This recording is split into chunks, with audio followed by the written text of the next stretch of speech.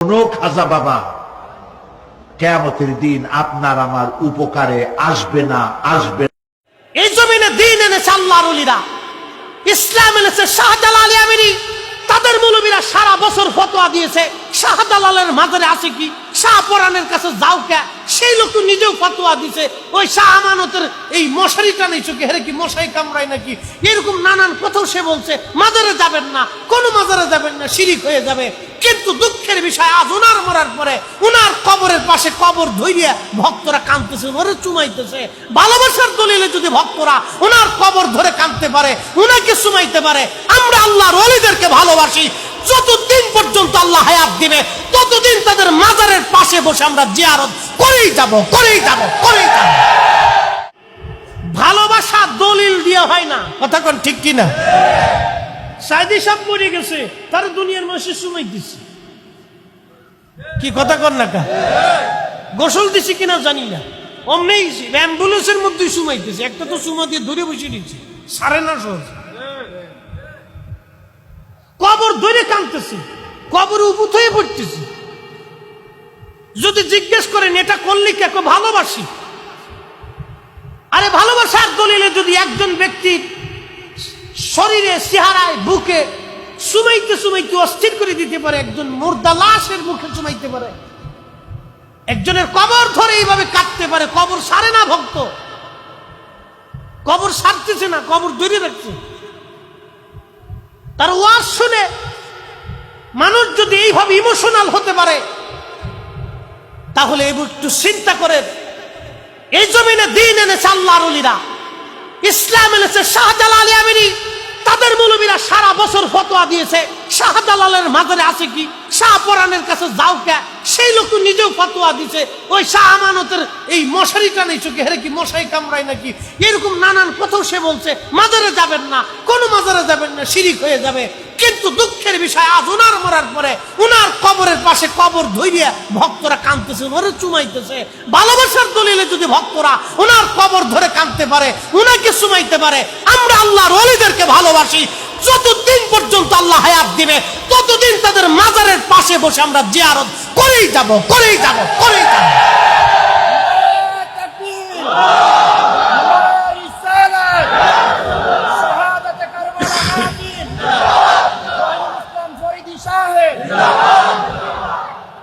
আমি কিন্তু ওনার বিরুদ্ধে বলতেছি, মরহুম ব্যক্তির সমালোচনা করে আল্লাহ রাসূল নিষেধ করেছে।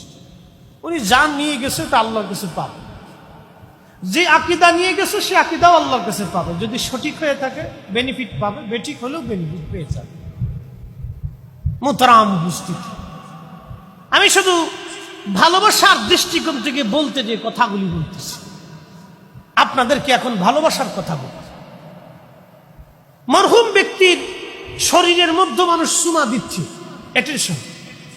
যদি ওদেরকে জিজ্ঞেস করেন কেন সুমা দিছ, ভালোবাসি, আর কোনো দলিল নাই। আছে কি আর দলিল কি আর আছে? ভালোবাসা।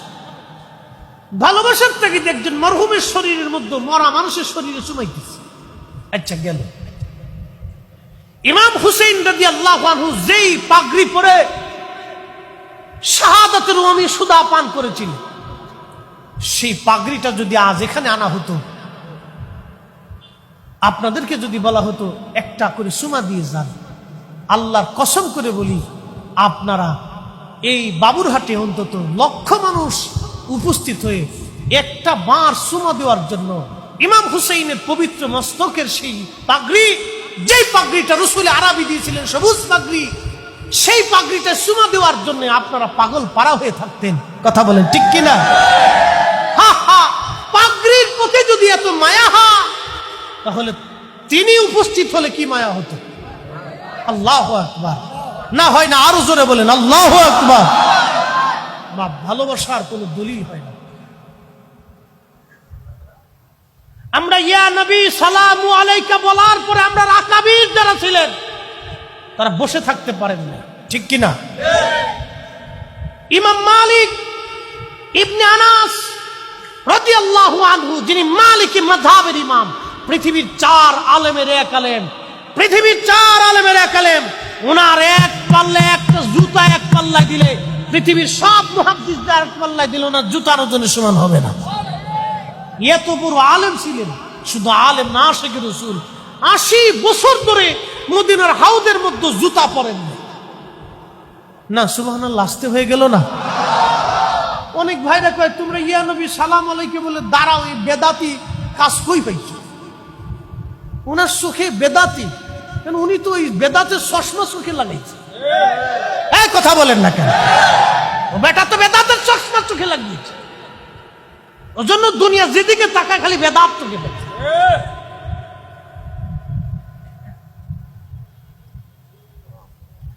হযরত ইমাম মালিক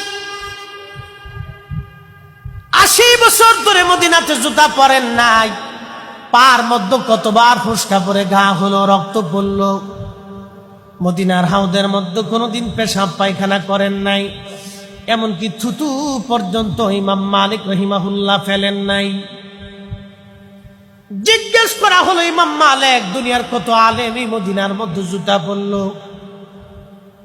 দুনিয়ার কত আলেম এই মদিনার মধ্যে পায়খানা পেশাব করলো, জুতা স্যান্ডেল পরলো, থুতু নিক্ষেপ করলো?